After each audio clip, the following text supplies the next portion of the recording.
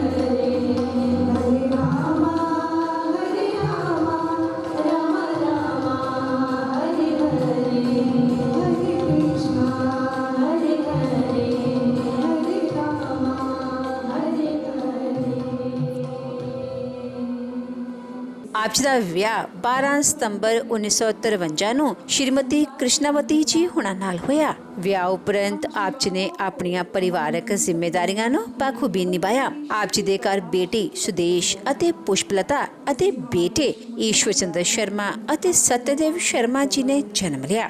ਆਪ ਜੀ ਨੇ ਆਪਣੇ ਬੱਚਿਆਂ ਨੂੰ ਖੂਬ ਚੰਗੇ ਸੰਸਕਾਰ ਦਿੱਤੇ, ਪੜ੍ਹਾਇਆ ਲਿਖਾਇਆ ਅਤੇ ਸਮਾਜ ਦੇ ਚੰਗੇ ਨਾਗਰਿਕ ਬਣਾਇਆ। ਅੱਜ ਆਪ ਜੀ ਦੀਆਂ ਬੇਟੀਆਂ ਆਪੋ ਆਪਣੇ ਸਹੁਰੇ ਘਰੀ ਸੁਖੀ ਵਿਆਹਤਾ ਜੀਵਨ ਬਤੀਤ ਕਰ ਰਹੀਆਂ ਹਨ ਅਤੇ ਆਪ ਜੀ ਦੇ ਦੋਨੋਂ ਬੇਟੇ ਉੱਗੇ ਬਿਜ਼ਨਸਮੈਨ ਹਨ ਅਤੇ ਆਪਣੇ ਮਾਤਾ ਜੀ ਅਤੇ ਆਪਣੇ ਪਿਤਾ ਜੀ ਦੇ ਨਕਸ਼ੇ ਕਦਮਾਂ ਤੇ ਚੱਲ ਕੇ ਉਹਨਾਂ ਦੇ ਨਾਮ ਨੂੰ ਚਾਰ ਚੰਨ ਲਗਾ ਰਹੇ ਹਨ। ये शरीर, इसका मूल्य तब तक है जब तक इसमें ईश्वरीय प्रकाश है, वो आत्म तत्व है। जैसे किसी भी इमारत को हम मंदिर कहकर उसके आगे नतमस्तक नहीं हो सकते। जहाँ पर प्रभु की प्रतिमा प्रतिष्ठित होती है उसे मंदिर कहा जाता है, वहाँ श्रद्धा से प्रणाम करते हैं। उसका मूल्य साधारण इमारतों से कहीं अधिक होता है। ठीक इसी प्रकार तन तो मंदिर है, ये शरीर मंदिर के तुल्य है, ये वंदनीय है, लेकिन कब तक? जब तक इसमें आत्म तत्व ज्योति स्वरूप परमात्मा विद्यमान है। इसीलिए बहुत सुंदर कहा, कहते कामना में क्यों भटक रहे हो, भक्ति के पथ पर अपने जीवन को बढ़ाओ। वासना में क्यों जले, आरती सा जल भक्ति पथ पर चले। क्योंकि एक बात याद रखना, आत्मा का कभी क्षरण नहीं होता है। जब भी हम किसी ऐसी सभा में शोक व्यक्त करने के लिए आते हैं, वो शोक केवल मात्र उनके शरीर के लिए होता है, लेकिन वो जो आत्म तत्व निकल जाता है उसके लिए तो भगवान कहते हैं उसे ना काटा जा सकता है ना जलाया जा सकता है। नयनम छिन्दन्ति शस्त्राणि नयनम दहति पावकम्। वो अजर है, अमर है, अविनाशी परमात्मा का तत्व है। वो नाशवान तत्व जो है वो शरीर जिसे हम जला देते हैं। इसलिए हमारे शास्त्र कहते हैं ब्रह्म सत्यम जगत मिथ्या, ये संसार एक स्वप्न की भांति है और परमात्मा केवल मात्र परम सत्य है। तभी तो जब आप एक शव यात्रा में सम्मिलित होते हैं तो वहां एक पंक्ति उच्चारित की जाती है, राम राम सत्य है, सत्य बोलो घर। कहने का भाव, हम जोर जोर से उसे उच्चारित करके एक दूसरे से ये कह रहे होते हैं केवल इस संसार में राम ही सत्य है, और इसे जलाने के लिए लेकर जा रहे हैं ये तो नाशवान है, अब ये नहीं रहा, बाकी सब कुछ असत्य है, मिथ्या है। इसलिए मानव तन एक माध्यम है असत्य से सत्य की ओर बढ़ने का। अगर आप इसे पाकर इस संसार में अपनी यात्रा में आगे बढ़ते हैं तो जीवन सार्थक है, अन्यथा जीवन जन्म से मृत्यु तक का ही सफर तय करता है और इस मृत्यु लोक पर ही भटकता रहता है। इस संसार को मृत्यु लोक क्यों कहा गया? कहते एक बार एक मुसाफिर अपनी मंजिल की तलाश में निकला। चलते चलते उसने देखा दोराहा था, लेकिन उस दोराहे के बाहर एक वृक्ष लगा हुआ था जिसके नीचे एक संत ध्यान में बैठे हुए थे। अब जैसे उसे ध्यान में बैठे देखा तो उस मुसाफिर ने कहा, बाबा मुझे गांव का रास्ता बता दीजिए। उस फकीर ने अपना हाथ यूं बढ़ा दिया, नेत्र खुले हुए थे। वो मुसाफिर उसी संकेत की ओर जब आगे बढ़ा तो देखकर हैरान रह गया, वहां पर शमशान घाट था। थोड़ा क्रोध आया, उल्टे पांव वापिस आकर उसने कहा फकीर से, महात्मा मैंने आपसे गांव का रास्ता पूछा, आपने मुझे शमशान घाट पहुंचा दिया। उन्होंने कहा अच्छा तुम बताओ तुम गांव किसे कहते हो? मुसाफिर ने कहा इतना भी नहीं जानते, जहां लोग बसते हैं उसे गांव कहते हैं। उस फकीर ने कहा जिसे तुम शमशान घाट कहते हो और जिसे गांव कहते हो, मेरी दृष्टि में, मेरे दृष्टिकोण में कुछ उल्टा है। जिसे तुम गांव कहते हो वहां से मैं प्रतिदिन अनेकों अर्थियों को उठते देखता हूँ, और जिसे शमशान घाट कहते हो वहां बसते देखता हूँ। जो एक बार वहां चला जाता है वो पुनः लौट कर नहीं आता है। कबीर यह मुर्दन का गाँव, ये संसार तो नाशवान है, एक ना एक दिन हर किसी ने मृत्यु के द्वार पर जाकर खड़े हो जाना है। इसीलिए कहते मौत जिंदगी की सच्चाई है, कब तक भागूंगा मैं, सोना तो मुझे भी पड़ेगा एक दिन, कब तक जागूंगा मैं। ये जीवन का सत्य है जिसे हमें स्वीकार करना ही पड़ेगा। एक बार महात्मा बुद्ध जी किसी नगर में गए, एक माता के पुत्र की मृत्यु हो गई। वो विलाप करने लगी और संत को देखकर उसके मन में एक उम्मीद। ਮਾਸਟਰ ਵਜੀਰ ਚੰਦ ਜੀ ਪਰਮਾਤਮਾ ਦੇ ਘਰ ਪ੍ਰਤੀ ਸੱਚੇ ਸ਼ਰਧਾਵਾਨ ਸਨ। 37 ਸਾਲ ਪਹਿਲਾਂ ਆਪ ਜੀ ਦੀ ਪਤਨੀ ਦਾ ਦੇਹਾਂਤ ਹੋ ਗਿਆ ਸੀ ਅਤੇ ਆਪਣੀ ਪਤਨੀ ਦੇ ਦੇਹਾਂਤ ਉਪਰੰਤ ਆਪ ਜੀ ਨੇ ਆਪਣਾ ਪੂਰਾ ਧਿਆਨ ਪਰਮਾਤਮਾ ਦੀ ਭਗਤੀ ਵਿੱਚ ਲਗਾ ਲਿਆ। ਆਪ ਜੀ ਦੀ ਭੈਣ ਸੁਲੋਚਨਾ ਦੇਵੀ ਜੀ ਨੇ ਬਿਸ਼ਨ ਨਗਰ ਪਟਿਆਲਾ ਵਿਖੇ ਇੱਕ ਮੰਦਿਰ ਦੇ ਨਿਰਮਾਣ ਲਈ ਆਪ ਜੀ ਨੂੰ ਜਗ੍ਹਾ ਦਿੱਤੀ, ਜਿਸ ਸਥਾਨ ਤੇ ਆਪ ਜੀ ਨੇ ਬਹੁਤ ਸੁੰਦਰ ਮੰਦਿਰ ਦਾ ਨਿਰਮਾਣ ਕਰਵਾਇਆ। ਇਸ ਤੋਂ ਉਪਰੰਤ ਰਾਜਪੁਰਾ ਵਿਖੇ ਵੀ ਆਪ ਜੀ ਨੇ ਸਾਈਂ ਮੰਦਿਰ ਦਾ ਨਿਰਮਾਣ ਕਰਵਾਇਆ। जहाँ कभी मृत्यु ना हुई हो, जहाँ कभी रुदन ना हो जाओ। महात्मा बुद्ध ने कहा, माता मैं यही तो समझाना चाहता हूँ, ये कोई नई घटना नहीं है। चाहे कोई बालक है, युवा है, वृद्ध है, जिसका समय निश्चित पूरा हो जाता है, मृत्यु उसे आकर ले ही जाती है। मृत्यु जीवन का परम सत्य है। लेकिन बात तो यही है, जीवन में मृत्यु के उस अंत तक तो हम सब ने अपनी यात्रा को तय करना है, लेकिन वहां तक पहुंचते पहुंचते जन्म और मृत्यु के बीच में, इन पलों में क्या हम वह कर पाते हैं जो करने के लिए प्रभु ने हमें भेजा है? कहते तुम्हारा एक एक पल तो केवल इस नाशवान शरीर के लिए बीत रहा है, तुमने अपने आत्म तत्व के लिए प्रयास तो किया ही नहीं। बीत गए बिन भजन बिनारे। तुम्हारे जीवन को जिस भक्ति के लिए परमात्मा ने तुम्हें दिया, तुम्हारा वही जीवन भक्ति के बिना, सुमरन के बिना, ध्यान के बिना बीत रहा है। और याद रखना, श्वास भी पल पल घट रहे हैं। और ऐसी ही चेतावनी एक भजन के माध्यम से भक्त हमें दे रहा है। आइए श्रवण करते हैं।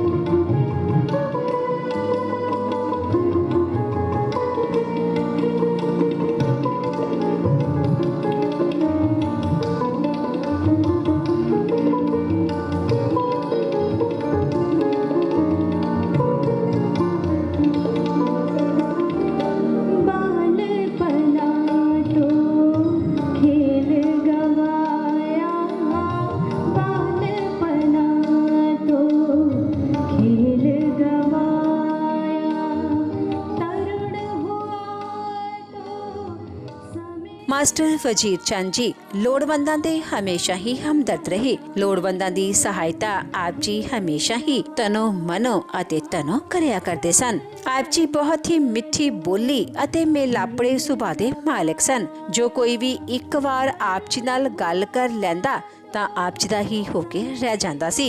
ਮੌਜੂਦਾ ਸਮੇਂ ਵਿੱਚ ਸ਼੍ਰੀ ਓਮ ਪ੍ਰਕਾਸ਼ ਮਹਾਜਨ ਜੀ ਦੀ ਫੁਲਵਾੜੀ ਰੂਹਾਨੀ ਸੁਹਾਨ, ਸੁਬਾਨ, ਤੁਸ਼ਿਤਾ, ਸਮਰਥ, ਸੁਰਿਆਂਸ਼ ਅਤੇ ਮਾਨਿਆ ਨਾਲ ਮਹਿਕ ਰਹੀ ਹੈ।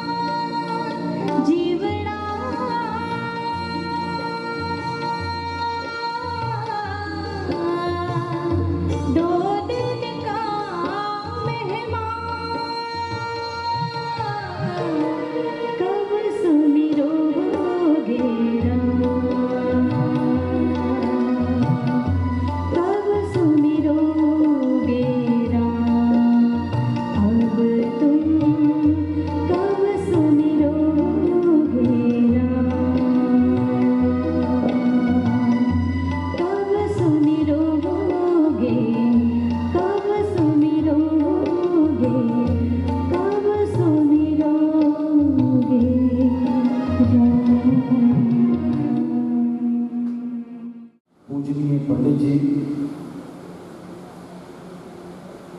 और श्री वजीर चंद्र शर्मा जी की श्रद्धांजलि सभा में उपस्थित मातृशक्ति, मेरी बहनें, माताएं,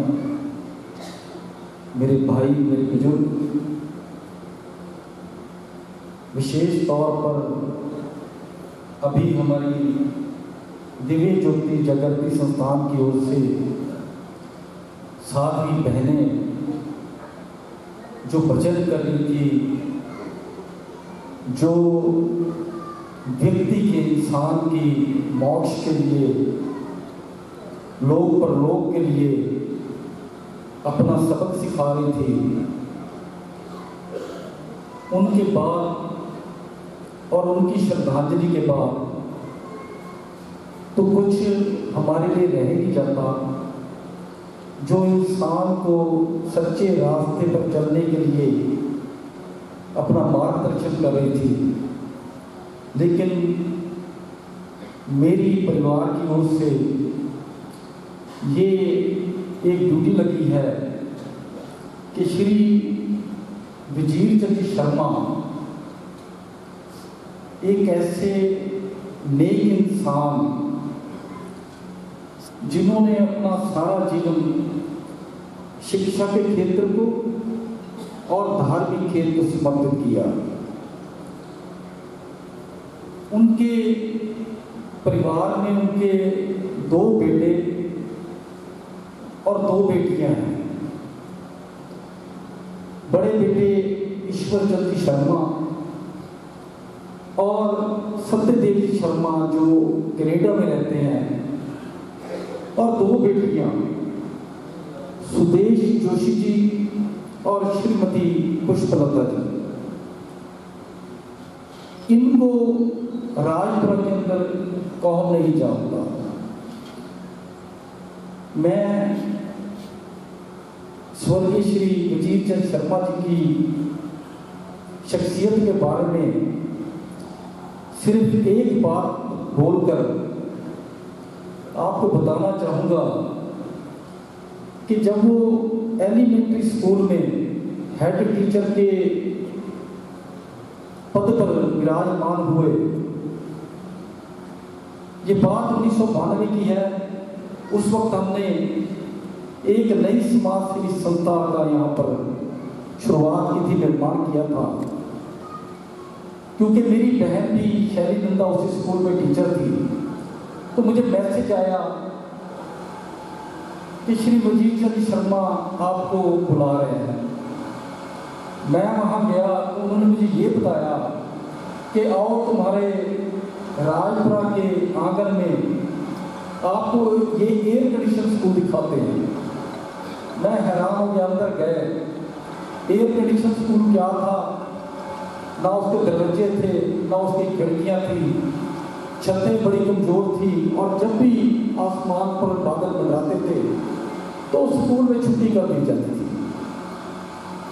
तो हमारी संस्था ने उनके कहने पर उस स्कूल को अडॉप्ट किया। वहाँ पर बच्चियों के लिए, टीचर्स के लिए बाथरूम बनवाए, 4 दीवारी बनवाई, छतें बदलवाई। और जब यहाँ पर बलराम दास टंडन का बतौर एमएलए और उसके बाद मिनिस्टर का ओहदा मिला, तो उनसे हमने पैसे दिलवा के उस स्कूल की जो है कायाकल्प कर दी। लेकिन स्वर्गीय श्री वजीर चंद शर्मा ना खुद चैन से बैठते देते थे, ना खुद बैठते थे, और जितना भी हम खर्च करते थे उसमें से योग ये कहते थे कि मेरा योगदान डलवाओ। सरकारी नौकरी की इसलिए, चाहे वो भोगला में रहे, चाहे फरीदपुर में रहे, चाहे वो हरपालपुर में रहे, किसी भी स्कूल में रहे, क्योंकि सरकारी स्कूलों की हालत जो है बहुत खस्ता हुआ करती थी। उन्होंने सामाजिक संस्थाओं को बीच में लगाकर इन्वॉल्व करके उनकी जो हालत है, सबसे पहले तो बच्चे की पढ़ाई बाद में है, सबसे पहले इंफ्रास्ट्रक्चर है कि वहाँ बैठने की हालत ठीक हो। तो उनका जीवन समर्पित एक तो शिक्षा क्षेत्र में रहा, दूसरा साईं बाबा जी के जो राजपुरा में मंदिर है, उन्होंने 20 साल अपना जीवन वहीं व्यतीत किया। साईं बाबा जी का प्रचार किया, शहर के अंदर, राजपुरा के अंदर इतनी अच्छी सोसाइटी बनी हुई है, कई स्कूल उन्होंने अडॉप्ट किए हुए हैं। और पटियाला के अंदर जो साईं बाबा जी का मंदिर है, उनकी शुरुआत भी उनके बहन की वो जो जमीन थी उसी पर उन्होंने साईं बाबा जी का मंदिर निर्माण करवाया। और आज वो संस्था भी यहाँ पर आई हुई है। जहाँ तक एक शख्सियत का अक्स होता है, वो उनके बच्चों से देखा जा सकता है। जो वजीर चंद शर्मा जी का अक्स है, एक बेटी और एक बेटा तो बाहर रहते हैं। जो उनकी बेटी श्रीमती सुदेश जोशी जी राजपुरा के अंदर पहले उन्होंने सरकारी जॉब की हेड टीचर रही, उसके बाद वो अपना स्कॉलर पब्लिक स्कूल चला रहे हैं। और उनके जो हस्बैंड हैं तरसेम जोशी जी, वो राजपुरा की एक ऐसे सदन हैं कि जितनी भी समाज सेवी संस्थाएं राजपुरा के अंदर चल रही है, धार्मिक संस्थाएं चल रही हैं, उनका जो है बहुत बड़ा योगदान है।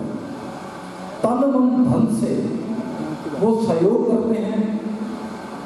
स्वर्गीय श्री वजीर चंद शर्मा एक बात कहते थे कि आप कारोबार करो, आप कमाई करो, लेकिन गरीबों की मदद करो, धर्म का प्रचार करो, भगवान का सिमरन करो।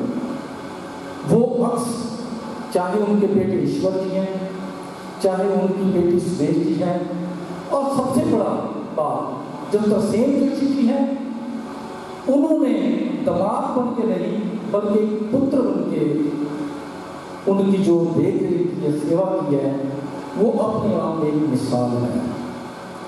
तो मैं इतना कुछ कहते हुए अपनी ओर से सारी राजपुरा की धार्मिक सामाजिक संस्थाओं की ओर से उनको श्रद्धा सुमन अर्पित करता हूँ। ईश्वर से प्रार्थना करता हूँ, साईं बाबा जी से प्रार्थना करता हूँ, उनको अपने चरणों में स्थान बख्शें और परिवार को ये दुख बर्दाश्त करने की सहन शक्ति दें। बहुत शोक प्रस्ताव आए हैं। राजपुरा की विधायक श्रीमती नीना मित्तल जी, उनको बहुत जरूरी काम से जाना पड़ गया, उनका शोक संदेश आया है। राजपुरा भारतीय जनता पार्टी के हल्का इंचार्ज श्री जगदीश कुमार जग्गा अपनी हाजिरी भी लगाकर गए हैं और उन्हें शोक संदेश भी भेजा है। श्री नरेंद्र शास्त्री मेयर राजपुरा, वो भी शोक संदेश लेकर गए हैं। हरिंदर कोहली जी भारतीय जनता पार्टी जिला पटियाला शहर के अध्यक्ष, वो यहाँ पर पहुंचे हैं।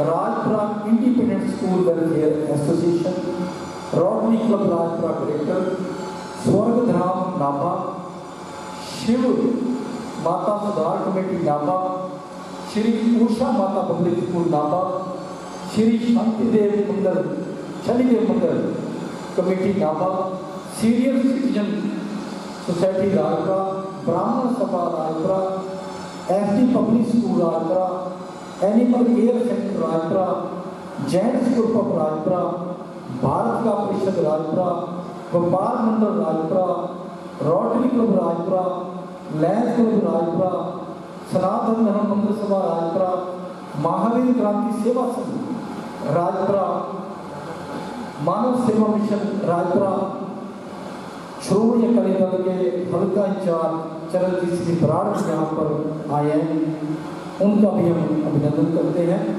सेवा भारती राजपुरा, लोक भलाई ट्रस्ट राजपुरा, भारतीय बहावलपुर महासंघ के अध्यक्ष ज्ञानचंद कटारिया जी ने अपना शोक संदेश भेजा है।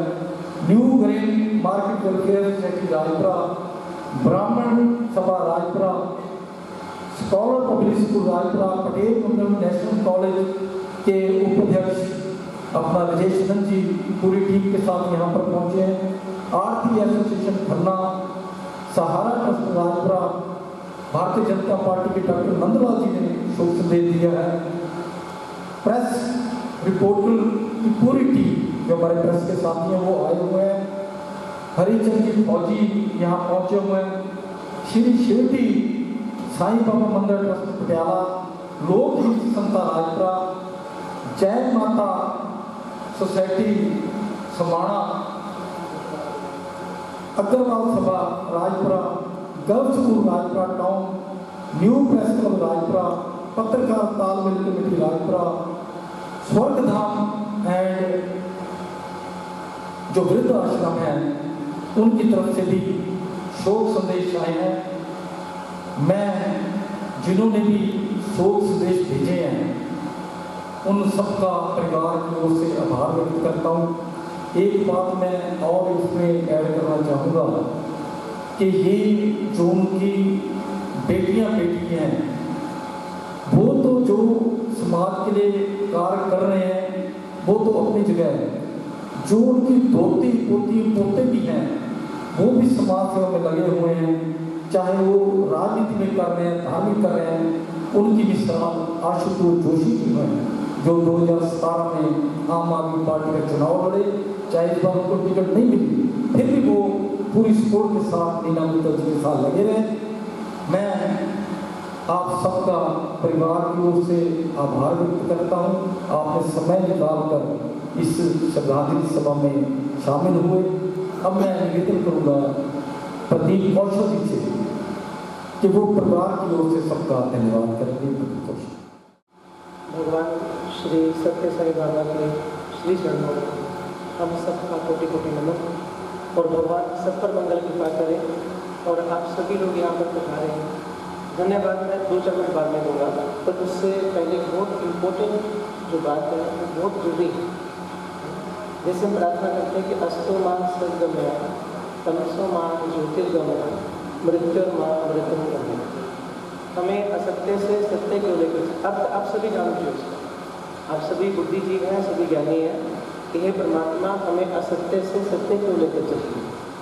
तमसो मां ज्योतिर्गमया, हमारे जीवन में अंधकार बहुत है, अज्ञानता का, विकारों का, और इस अज्ञानता भरे अंधकार से हमें आप ज्ञान के, प्रेम के, शांति के प्रकाश को लेकर चलिए, और ये आप सद्गुरु रूप में आप ही कर सकते हैं।